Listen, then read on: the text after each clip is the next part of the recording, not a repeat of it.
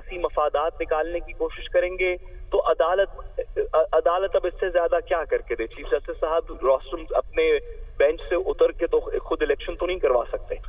اس کے ساتھ پیرلل بھی بڑی دلچسپ صورتحال ہوئی. اب ذرا آگے بھی چلتے ہیں. 4-3 کا مسئلہ بھی حل کر دیا کہ 4-3 تھا ہی نہیں, رد کیا نا جی.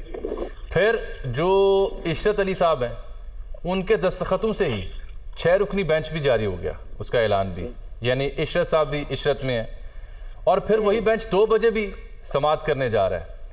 اور اعظم نذیر تاڑر صاحب کہتے ہیں کہ یہ سب جو ہے افسوسناک ہے کیونکہ اس سے تقسیم کا پیغام واضح ہوا ہے. خدا را میں ہاتھ جوڑ کے کہتا ہوں کہ جو فل کوٹ ہے وہ بلا لیں. دیکھیے اعظم نذیر تاڑر صاحب, بصد احترام لاء منسٹر صاحب سے گزارش یہ ہے کہ سیاسی مقاصد کو ہمیں قانونی جامہ نہیں پہنانا چاہیے. عدالت کے کا ایک جج کا فیصلے کی بھی وہی حیثیت ہے جو کہ عدالت کے تمام ججز کے فیصلے کی حیثیت ہے, وہ سپریم کورٹ کا فیصلہ ہے. آپ یہ نہیں کہہ سکتے کہ میں اپنی مرضی کے جج کے سامنے سنواؤں گا تو سپریم کورٹ کا فیصلہ مانوں گا, اگر یہ جو جج صاحب لیفٹ پہ بیٹھے ہیں یہ کہیں گے تو میں نہیں مانوں گا, اور جو رائٹ پہ بیٹھے ہیں وہ کہیں گے تو میں مانوں گا.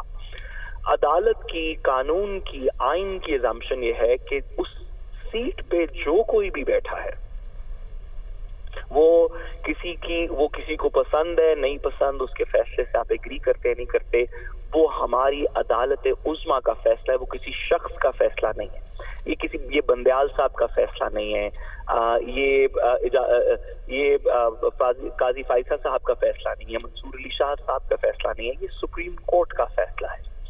تو لاء منسٹر صاحب کو جن کی آئینی اور ریاستی رسپانسبلٹی ہے کہ وہ سپریم کورٹ کو آئین کو اور پاکستان کے قانون کو تحفظ دیں, اس کی پاسداری کریں, میں بصد احترام کہوں کہ یہ شاید مناسب نہیں ہے کہ وہ کہیں کہ جو 3 ممبر بینچ سپریم کورٹ کا فیصلہ ہے یہ ناکافی ہے یا یہ درست نہیں ہے یا اس سے ابہام پیدا ہو رہا ہے, اور جب تک وہ دیگر لوگ نہیں بیٹھیں گے تو ہم فیصلہ ہمارے لیے قابل قبول نہیں ہوگا.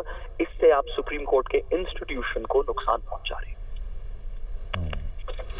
کیا کیبنٹ پاسبلی کیا ڈیسائیڈ کر سکتی ہے on the floor of the house government? اب what are they left with now? میرے خیال میں تو کوئی گنجائش باقی نہیں ہے, لیکن پھر بھی اگر ہم انٹینٹ پہ جائیں یا ifs and buts پہ جائیں, so do they still left with something or that's over? دیکھیے یہ کام یہ کر سکتے ہیں کہ جو کیبنٹ ایگزیکٹو سائٹ کے اوپر, کابینہ ہمارے ایگزیکٹو کا حصہ ہے. ایگزیکٹو سائٹ کے اوپر آپ صرف آرڈر کو یا وائلیٹ کر سکتے ہیں یا امپلیمنٹ کر سکتے ہیں, یا آپ آرڈر کو منوان تسلیم کریں گے یا آپ آرڈر کو وائلیٹ کریں گے. بیرسٹر صاحب, وائلیٹ اگر کرتی ہے ایگزیکٹو یعنی کابینہ تو کیا ہوگا؟ اگر وائلیٹ کرتی ہے کابینہ یا کوئی بھی حکومت کا عہدیدار, اس کے خلاف کنٹیمپٹ کی کارروائی ہوگی. عدالت لوگوں کو ڈسکوالیفائی بھی کر سکتی ہے. اس کا مطلب ہے کہ یوسف رضا گیلانی صاحب کی طرز پہ اس وقت کے وزیر اعظم یا ان کی کابینہ اگر حکم عدولی کرتی ہے, اور جو کہ آج فیصلے میں لکھا گیا ہے, الیکشن کمیشن کو پابند کیا گیا کہ اگر آپ سے کوئی ادارہ تعاون نہیں کرتا تو آپ عدالت سے رجوع کریں گے تاکہ پھر ہم مناسب حکم جاری کریں, تو اس کا مطلب ہے اگر کابینہ وائلیٹ کرتی ہے تو اس کا مطلب ہے ایک اور وزیر اعظم بھی نااہل ہو سکتے ہیں.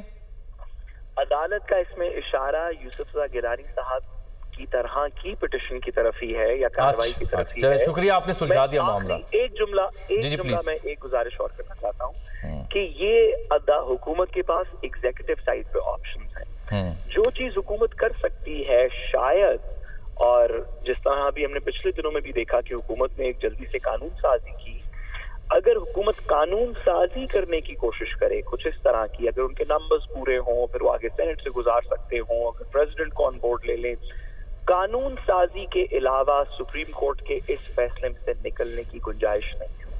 اور بلکہ قانون سازی بھی کیا, آئین سازی کے علاوہ اس کے اندر گنجائش نہیں ہے. لیکن سر آئین سازی کے لیے تو 2/3 چاہیے. آئین سازی کے لیے 2/3 چاہیے, قانون سازی کے لیے بھی آپ یہ ابھی جس طرح سپریم کورٹ کے آپ نے جوڈیشل امینڈمنٹ پاس کی کچھ دن پہلے کہ سپریم کورٹ کے آرڈر کے خلاف اپیل ہو سکتی ہے, وہ بھی ابھی تک پوری طرح امپلیمنٹ نہیں ہوئی کیونکہ وہ سینٹ سے پاس نہیں ہوئی. سینٹ کے بعد پریزیڈنٹ نے اس کو साइन करना है। वो तो 20 अप्रैल तक की आस थी उन्हें ना कि तब तक ऑटोमेटिकली वो कानून बन जाएगा, उससे पहले ही 10 अप्रैल की डेट आ गई। जी, तो अनलेस कोई इस तरह की कार्रवाई करे हुकूमत, इसके अलावा ये ऑर्डर इम्प्लीमेंट करना पड़ेगा, इसके अंदर कोई ऑप्शन नहीं, वरना फिर नाअहली। जी बिल्कुल। और अच्छा, इसमें कुछ हल्के ये भी कहते हैं कोई इमरजेंसी की गुंजाइश भी निकल सकती है, वो कहाँ से निकल सकती है, किस नौयत की होगी? देखिए, इमरजेंसी की गुंजाइश ये बात तो बार बार की जा रही है इस वजह से क्योंकि कानून के अंदर, क्योंकि आइन के अंदर एक इमरजेंसी की प्रोविजन मौजूद है, लेकिन इमरजेंसी की प्रोविजन पाकिस्तान की इस वक्त की सिचुएशन के अंदर तकरीबन इम्प्लीमेंट नहीं हो सकती। मैं आपको उसकी बड़ी सिंपल सी गुजारिश करता हूँ। इमरजेंसी की प्रोविजन पाकिस्तान के अंदर इलेक्शन डिले करने के लिए अगर इन्वोक करनी हो तो सिर्फ उसके अंदर दो तरीके हो सकते हैं।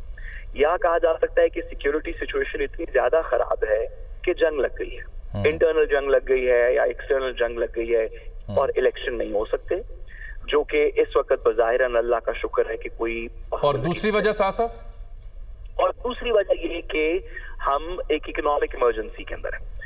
उसमें मसला ये है कि, और ये मैं इस बात को बसद एहतराम गुजारिश करूं नवाज शरीफ साहब की उस बात के साथ मिला के पढ़िए कि डॉलर 500 पे चला जाएगा। अगर हुकूमत इलेक्शन डिले करना चाहती है इकोनॉमिक इमरजेंसी के लिए तो उसको फॉर्मली डिक्लेयर करनी पड़ेगी कि पाकिस्तान की रियासत डिक्लेयर करेगी डिफॉल्ट हो हम एक इकोनॉमिक इमरजेंसी में। जिस लम्हे ये बात डिक्लेयर की जाएगी, उस लम्हे जब रियासत पाकिस्तान या हुकूमत पाकिस्तान ऑफिशियली डिक्लेयर कर देगी कि हमारी इतनी डायर इकोनॉमिक इमरजेंसी है कि हम फॉर्मली इसको डिक्लेयर कर रहे हैं और अब इलेक्शन नहीं करवाएंगे, तो आप खुद ही समझ सकते हैं कि हमारे डॉलर का रेट किधर चला जाएगा। बिल्कुल, वो फिर 500 वाली बात जो आप कह रहे हैं मिला के पढ़िए, वहां तक जाएगी बात। और वैसा ऐसा कहने से फिर क्या असर पड़ेगा सरकार पे, सरकार की साख पे? जी, और मैं बस आखिरी जुमला कहूं, और मैं इसमें नहीं ये बात करना चाहता क्योंकि पाकिस्तान के लिए बेहतर नहीं है, लेकिन जो हुकूमत ने कहा कि अगर सुप्रीम कोर्ट का फैसला हमारे खिलाफ आया तो डॉलर 500 पे चला जाएगा, तो मुझे ये सुनाई दी, मतलब हुकूमत कह रहा हूं नवाज शरीफ साहब ने कहा, तो मुझे ये सुनाई दिया कि अगर सुप्रीम कोर्ट का फैसला हमारे खिलाफ आया तो हम इकोनॉमिक इमरजेंसी डिक्लेयर करके डॉलर 500 पे भी लेके जा सकते हैं। अल्लाह माफ़ फरमाए जी। वैसे साहब बहुत शुक्रिया, जनाब जस्टिस रिटायर्ड इबादुर रहमान लोधी साहब ने हमें ज्वाइन किया है। बहुत शुक्रिया जनाब, आपने कीमती वक्त दिया। फैसला आपने भी देखा, कैसा लगा आपको फैसला? इस पर अमल दरामद तो यकीनी हो चुका या कोई राह फरार की गुंजाइश बाकी है सरकार के पास? जामी फैसला यही होना चाहिए था, और सुप्रीम कोर्ट ने जब इसका नोटिस ले लिया था तो बिल्कुल यही आइन का तकाजा था कि ये फैसला होता।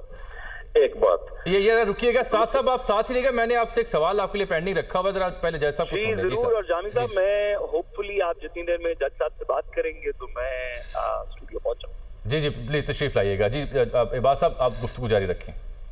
जी, अब जहां तक आपका ये सवाल के इम्प्लीमेंटेशन इस पे कहां तक मुमकिन है, मैं आपको शायद होगा शामी साहब को या आपको कि मैंने आपके एक प्रोग्राम में पहले कहा था कि आर्टिकल 220 को हम जितने स्टेक होल्डर्स हैं बहुत लाइटली ले रहे हैं। अब असल में इन ऑपरेशन, ये जरा हमारे नाज़रीन को वाज़ेह कर देना, आर्टिकल 220 को क्यों आप मेंशन कर रहे हो, है क्या? आर्टिकल 220 कॉन्स्टिट्यूशन का ये है